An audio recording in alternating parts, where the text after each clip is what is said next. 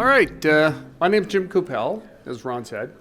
I'm with Alberta Environment and Parks, and I enforce the Water Act, Environmental Protection Enhancement Act, Public Lands Act, and a couple others. So my goal today is to give you folks an idea, if you've never operated a drone before and you're thinking about incorporating it into your program, so the benefits, some of the pitfalls, and definitely the safety aspect. Transport Canada regulates these things very diligently, and you have to fly within the scope of the regulations that Transport Canada has. If you want to ask a question, just raise your hand. Not a problem. I got to wrap up in 22 and a half minutes, so we'll keep it fast. How many people here have actually operated or flown a drone before? Okay, quite a few. DJI Phantoms. Okay, the high performance jobby in the back that I was admiring. Anybody fly one of those? Okay, so what I'm talking about relates basically to the quadcopter that all of us have seen, and it's probably the most economical and reasonable priced unit to buy. We're using the DJI Phantom 4. Now they've got a host of other ones out, and we'll get into that a little bit later. So. Okay, we're going to fly the drone, and it has a variety of uses, especially for us. So when we have files where somebody's committed a contravention of one of the acts, we may have to fly the drone up and see what they've done. Now, specifically for me, it usually is the Water Act, where people have done ditching, wiped out a wetland. I go on to ArcMap, and I look, and the latest imagery I have is 2017, maybe 2018. This happened 3 weeks ago. So we'll fly it up, capture some images. A lot for our emergency response teams, they'll actually use it to fly in where there may be a vapor release, and we don't want anybody overcome with some toxic vapors. Spills, we use them for proactive sweeps. We can fly over some property that otherwise we'd have to walk over the property. We just fly over it with the drone and see if there's any contraventions there. The site inspections, that's what I do. Now, contour mapping, I'm thinking that applies to you guys for the most part, right? And we use it for 3D mapping. So there's a lot of variety just with that tiny little drone. So what are the benefits? Basically, it's safe. I don't have to go schlepping through a farmer's field, fall into a culvert, like a washout or a beaver run or something like that. I could take off. I just was out yesterday. We just stood right in one spot, flew 2 sections of land, took us about 25 minutes, a couple of batteries. It's cost effective. We do the contour mapping.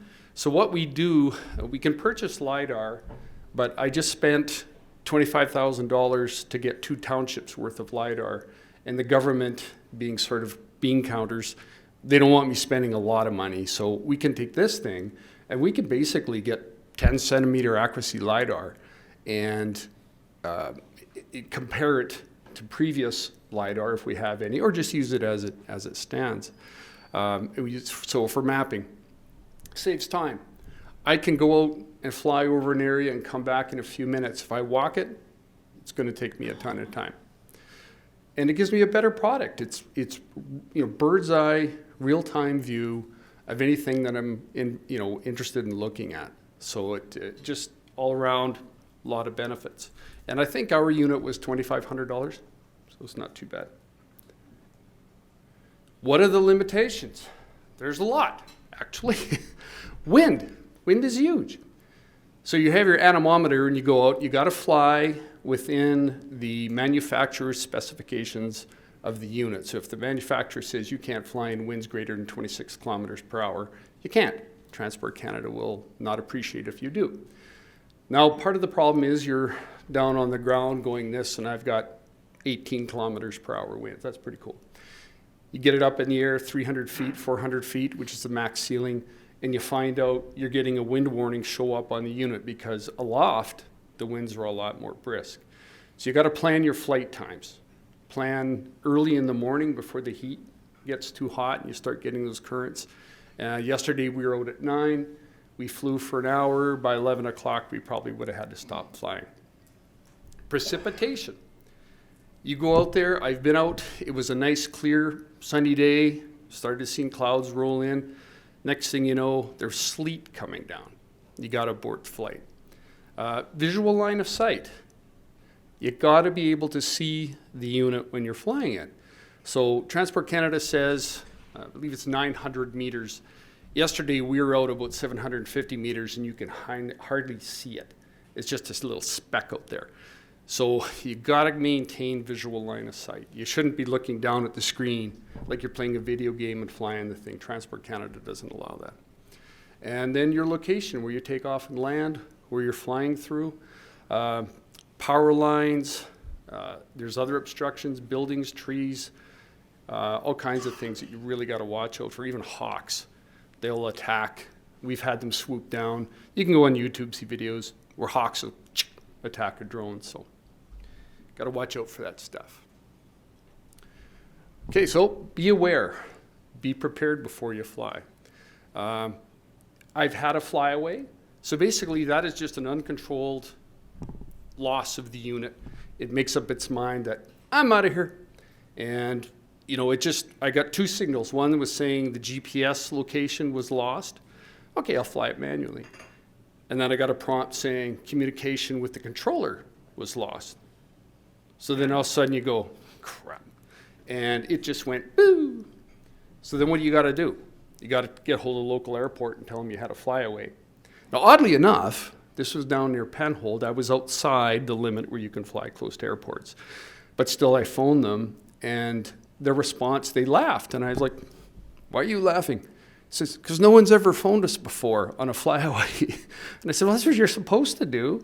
But yeah, so you gotta make sure you've got that phone number of the closest airports in case you have a fly. And if you do fly these drones, chances are at one point in time you will have not so much an entirely flyaway, but lost control for a brief period of time. And it really gets your heart rate going. So, predatory birds. Like I said, you'll see hawks. They'll fly up above. They circle, and you know what's going to happen. So you got to drop the unit, get it back, get the hawks out of there. Loss of visual line of sight. Nothing is more unnerving than when you go, okay, where to go? And usually on the bottom of the controller, it'll tell you the orientation of the unit relative to where you are. So then you got to translate that back into your forward and aft, left and right controls to make sure you get it back to you. That can be pretty unnerving too. So you always got to be focused on what you're doing. Onlookers, curious bystanders. If you're flying in an area where there's a few people that may be walking through or driving by, the owner of the land, you've already told them you're going to be there, they'll show up and, can I watch? Oh, what are you doing? And it gets distracting because they want to see what you're doing, right? So what we did is we made a sandwich board that says, stay away 100 feet, because that's what Transport Canada says. And we park it right where we're flying. And people will actually walk up and see that, stay back 100 feet. They're like, oh, okay. And then they stay behind, and they'll actually watch. And then the flight orientation. You know, sometimes that unit, you're taking images, it starts to rotate. So now when you're moving the stick forward, instead of it moving forward, it's coming towards you because it's backwards. But if you're going to fly it back to yourself backwards like that, then left isn't left, right is left, and it gets very confusing. So I generally just orient the unit away from myself, and I bring it back this way. So left is still left, right is still right. It's just like playing a video game. Any questions so far? Good, go ahead. I guess I don't operate one, so I don't know very much about it. Yeah.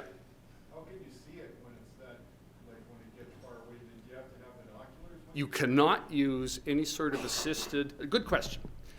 You can't use any assisted device to see the unit. If you can't see it just with your glasses on or just, you know, whatever, your normal vision, then it's gone too far. So what I do, if I have a quarter section of land is basically 800 meters from end to end, about half a mile. So what I'll do, I'll stand in the center of it rather than stand at the end, right? Stand in the center, I get 400 meters, that's not too bad. But it's very unnerving, you really gotta focus. And I recommend having two people, like an observer and yourself. Used to be if you're flying under the SFOC said you had to have somebody watching, an observer. How many people here know what an SFOC is, by the way? Okay. Special Flight Operations Certificate as issued by Transport Canada. So we had to get one of those if we wanted to fly within certain airspace. A little closer to airports, closer to structures, within the city limits, those kinds of things. And so we had to have 2 people. So then it takes up more bodies, right? Okay, before you fly, understand the legal requirements that Transport Canada has put on these things. Basically, June 1st, everything's changing. Up until then, everything has been a living document, because what happened was Transport Canada, and I've talked to them, they said, listen, we didn't know these things were going to just explode like this. And their rules, you had to watch Transport Canada rules to see what was changing. So right now, if you have a unit that's over 250 grams, then you have to get it registered with Transport Canada. You have to pass an exam to fly it, whether it's in basic or advanced flight. You don't have to get an SFOC like we did unless you're going to fly in restricted airspace. And that's that drone pilot certificate. Now, here's another big thing. Follow the drone manufacturer's specifications. If you can't fly under -10, which for the most of them is what they say, you can't fly if it's colder than -10. 36 kilometer per hour winds, if you can't fly, you don't fly. You gotta plan your flight appropriately. Survey the area where you will fly. So what we do, we have Nav Canada air charts, but ArcMap, whatever platform you want to use, look at the aerial imagery and see what kind of structures are in the area. Are there any airports near where you're going to fly? Transport Canada has an online system where you can go and put in a land location, and their own system will tell you what's registered, at least for flights. But if you look at it ahead of time with aerial imagery, a lot of farmers have landing strips. That qualifies as an aerodrome. You got to treat it just like any other aerodrome. And then just take note of any obstacles. And sometimes you get out there and, gosh, I didn't know there was going to be a power pole right here with a power line. On the bottom is Transport Canada's link. And it's, if you just Google Transport Canada drone, everybody calls them drones now. We used to call them UAVs, then we changed it to RPAS, and I think eventually the colloquial expression drone is what everybody's using. So new rules, 250 grams and up, under 25 kilo, line of sight, basic license you have to pass, Transport Canada's exam. You can go uncontrolled airspace, so 90% of where you want to fly is going to be uncontrolled airspace. You have to register it, make sure bystanders stay back 30 meters or 100 feet, never fly over bystanders. Transport Canada now will allow you to do that. I wouldn't. You might heard somebody. Those props are really sharp, and they're spinning at a fast RPM, so you could hurt somebody. Okay, this is an example of what we've done with the drone. So we have a train derailment, and we know there's some type of product in there that is potentially hazardous to human health. Plus, we want to just see, like, what are we looking at? How do we get this stuff out of there?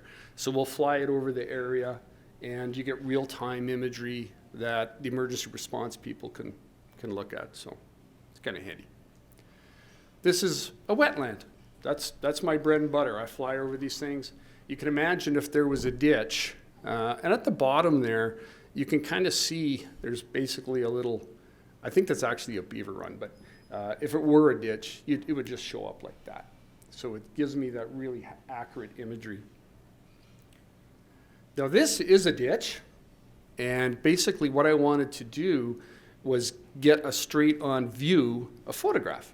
Well, I couldn't walk over there because it's full of mud and water, and plus I'm only this high. So I thought I'd just fly the drone over, capture an image, fly it back.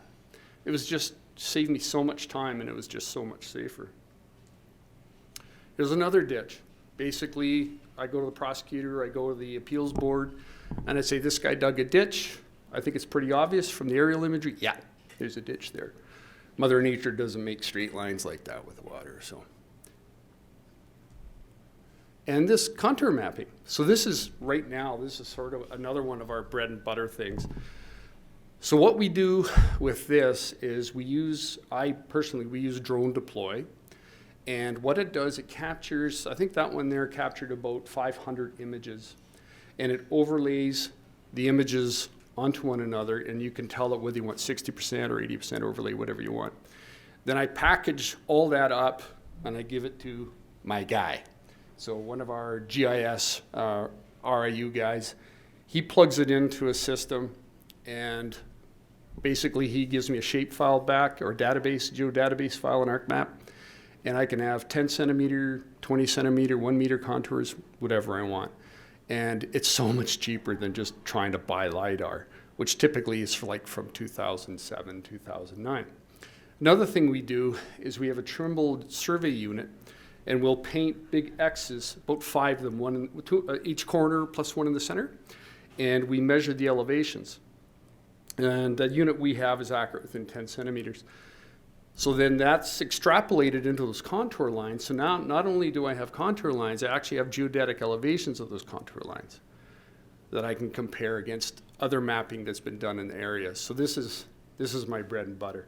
It's so much less expensive than going out and purchasing it. So. And 3D mapping. We just flew around this area, and same thing. It captures all these images. I'm just a flyer. I'm just an officer. I don't know how this magic works, but he can come up with 3D imagery. So that's pretty cool. Okay. I hope there's questions, please, because otherwise I haven't done my job. So let's see some hands go up there. Good.